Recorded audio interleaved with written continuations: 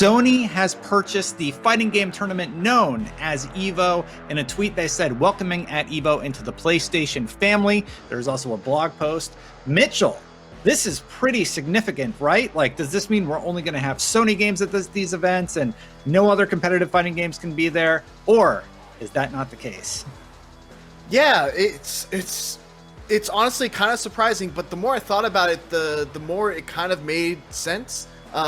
PlayStation has really been the console for the fighting game genre for a long time. Street Fighter is console exclusive to PlayStation. Under Night In-Birth, I believe, is console exclusive. I know it's not a huge game, but it's still PlayStation exclusive fighting game. Grand Blue Fantasy Versus exclusive to PlayStation. Guilty Gear Strive, which is coming out in just a couple months, is PlayStation exclusive. Sony has obviously been kind of positioning themselves to be the platform to get for the fighting game genre. And with regards to your question, there's a tweet coming out from Markman where he addresses that, and this is Mark Julio, who is I think he runs business development at EVO. And he said, also very important to note, EVO is still open to all platforms. The teams at PlayStation and RTS are enabling us to continue working with our community to support fighting games. So I don't think that means we're not going to ever see Smash Brothers. We're never going to see Killer Instinct at EVO again.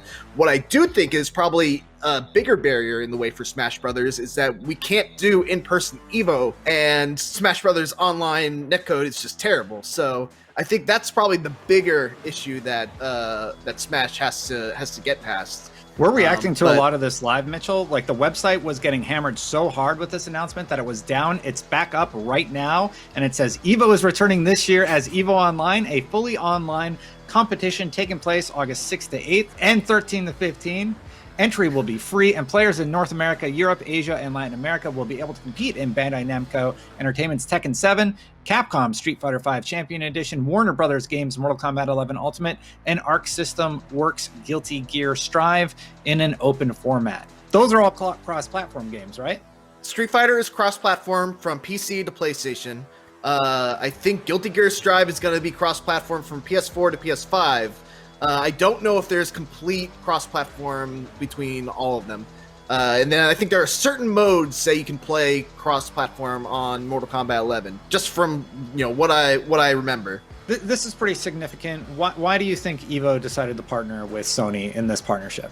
Well, like I said, I think they're trying to position themselves as the console platform for the fighting game genre. I think they've identified it as a place where they could set themselves apart from Xbox, from Nintendo. And yeah, like most games, if you play them at tournaments and you play them on a console, you'll be playing them on PlayStation.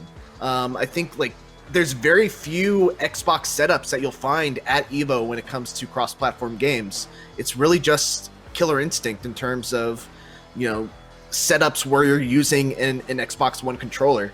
And of course, Killer Instinct being an Xbox exclusive fighting game. But yeah, I think also what this kind of means is that Sony gets another big stage for them to announce stuff at, which I think is really exciting. I didn't think of that.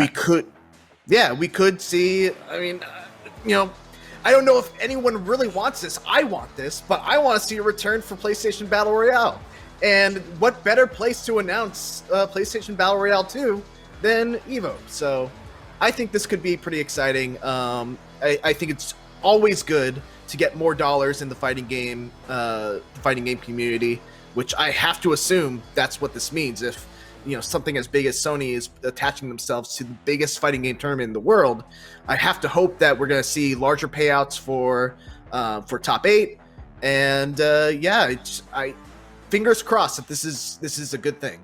Yeah, this is a pretty insane story. I'm happy that EVO has found a partner where they're going to be able to, have the backing that they need to create a safe environment. They talked a little bit about that in the post, and just talked about how they had to cancel EVO Online earlier this year, but now it's coming back in August. So that's a win for all competitive esports fans. Hopefully that means some of those games like Smash, like Killer Instinct, still have an opportunity to be involved in some capacity. I know I would really, really like to see that. Anyway, Mitchell, any final thoughts? Yeah, no, I just think, we really have to see how this develops. Obviously, there's going to be fighting games coming out in the future. We got Riot's fighting game. Definitely one of those things where we have to wait and see and, just check out how things play out. All right. Well, thank you so much, Mitchell. Chat, let us know what you think in the comments below. We'll be reading, we'll be responding. And for more on all things gaming, keep it right here on IGN.